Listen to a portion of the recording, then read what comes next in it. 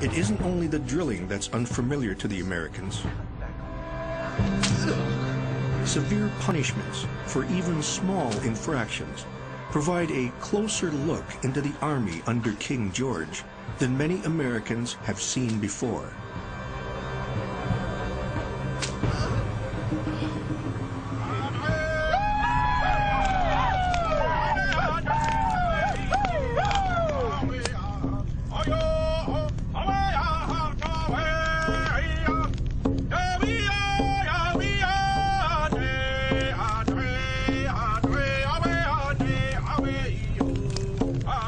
At night, the Indians living near the fort put on demonstrations for the British and Americans. Dances that suggest the fighting style of the warriors.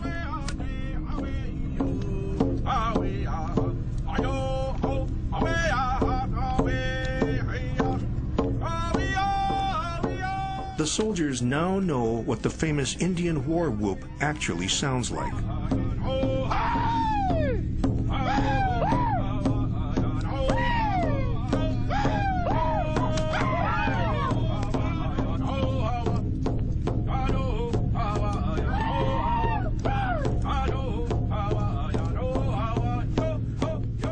The Americans encourage Braddock to court Indian allies, but the general's scorn shows.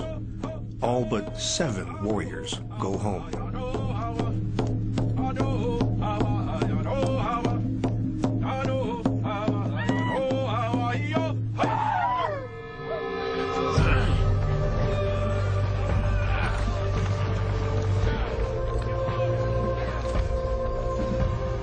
In June of 1755, Braddock's march to the Ohio country finally gets underway. A long, thin column of wagons, artillery, horses, and camp followers, 4 miles long.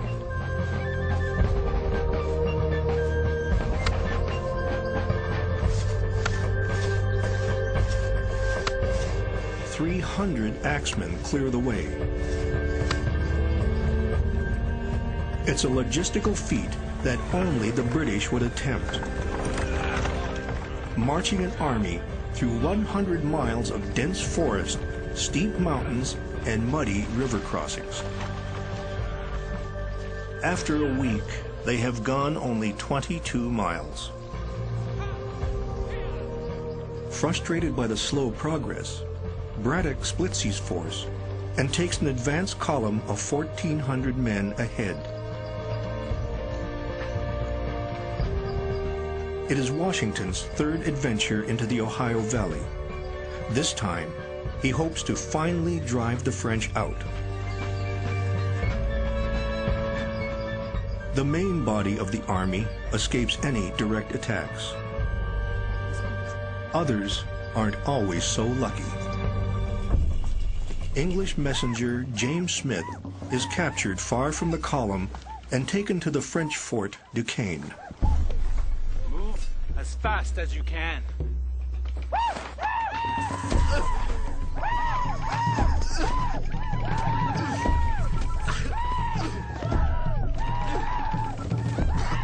Running the gauntlet is customary for all Indian captives. Smith is turned over to the French. He'll wait to see whether the English will ever arrive at the fort.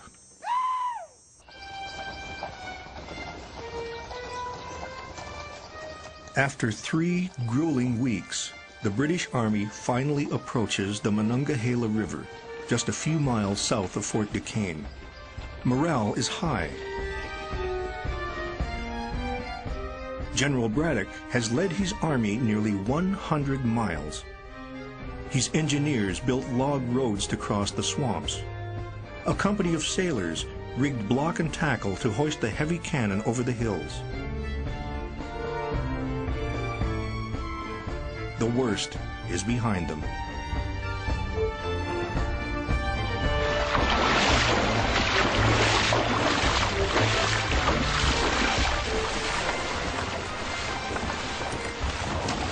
Once they reach the fort, nothing can stand in their way. It is my hope that this evening we will be drinking a toast at Fort Duquesne.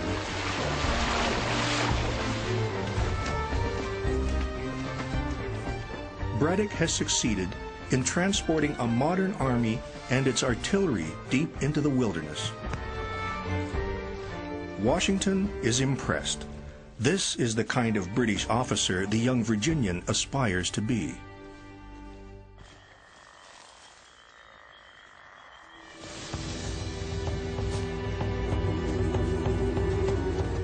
Indian scouts working with the French keep a close watch on the approaching army.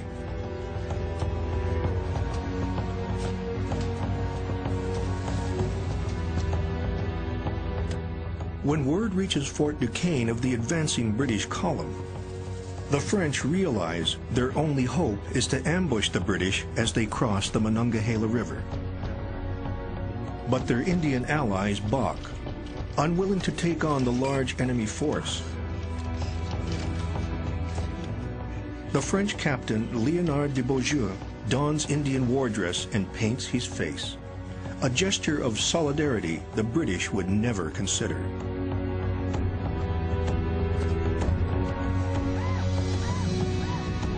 The Indians agree to join the fight.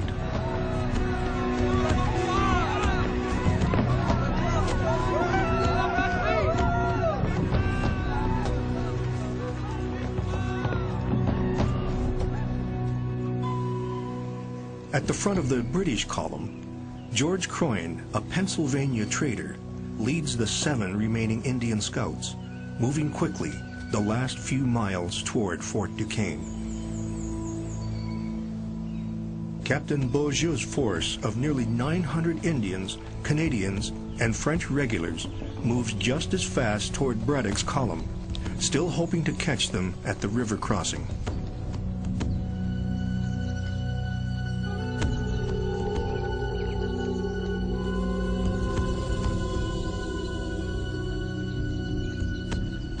It's impossible to say who is more surprised when they encounter each other deep in the woods.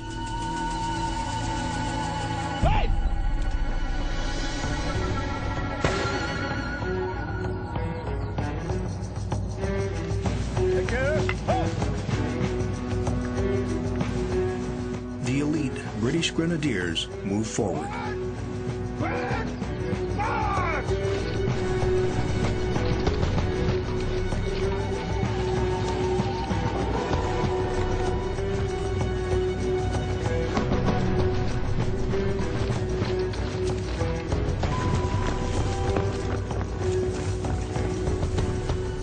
Beaujeu leads the warriors and Canadians into the woods. He'll fight the battle the Indian way. In the beginning, it looks as if the highly disciplined British will prevail. Their volleys prove deadly immediately. Beaujeu is one of the first to fall. But once the Indians and Canadians slip into the hills on either side of the British, everything changes.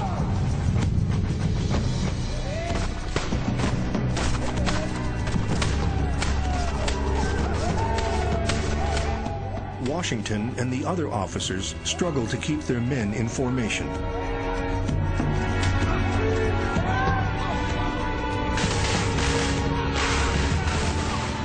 The French regulars are deployed in front of the British column, blocking any forward movement.